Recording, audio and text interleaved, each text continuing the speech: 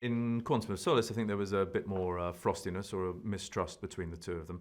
And I think Tanner was slightly, if not outraged, then certainly annoyed by the way that Bond always seemed to overstep the mark or play by his own rules, as someone who was in full possession of the rules, in both knowledge and obeisance of them. I think Tanner, and he and Bond rubbed up against each other slightly spikily in the first one. But ever since they've sort of come to know each other's working practices as well as personalities.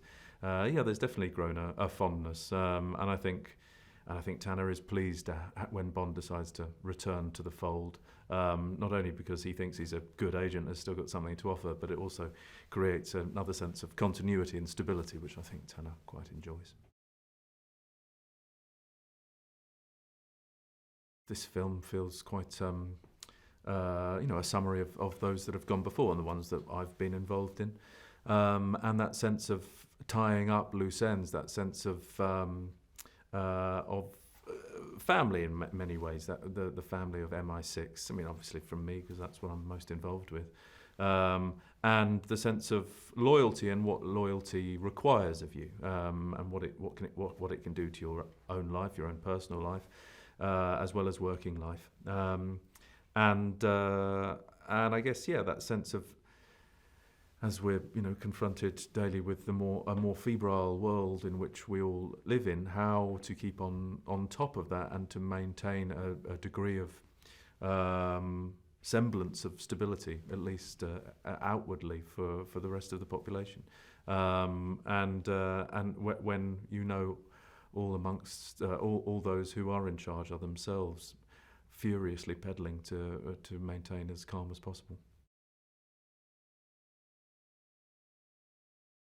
He's more deeply in love, I think, in this film than he has been in any of the others.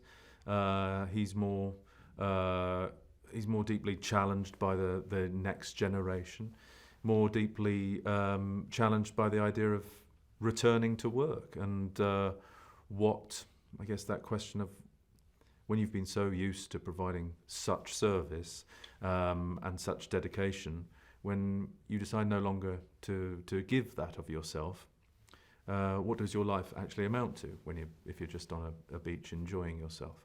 And that's that sense that I guess all people in service have been confronted with when in retirement, of what do I do now?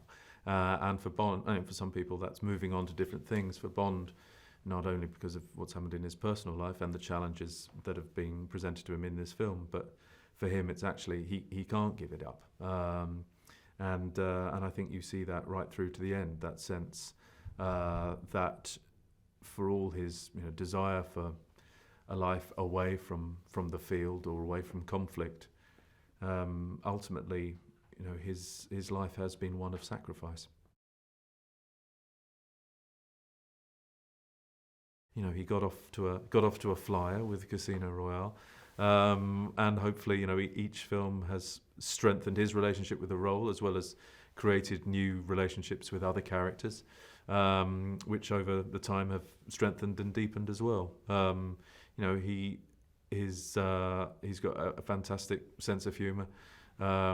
He's obviously, he's not bad looking, and he's also just an incredibly deft and gifted actor, and it's a fairly strong package he brings to the franchise, and I wouldn't necessarily like to be the person who follows him. Well, I'm just always in awe of the directors of these things, just because the sheer amount of decisions that they have to make every single day. Just to get out of the car in the morning feels like an act of great moral fortitude. And obviously with Kerry writing this one as well, co-writing it, that he's constantly processing so much information, not only in terms of how this film is looking and the how the scenes are working with the characters, but how that scene is going to lead into the next scene, and how he can maybe adapt that next scene to further on the story. I mean, it's kind of hypnotic just to see the way that they juggle so many plates throughout these films. really do lead from the front, and the way that they go about their business has an enormous sort of trickle down effect, and the way that they go about their business is with thoroughness, with kindness, with a sense of taking the right things seriously and the right things not seriously.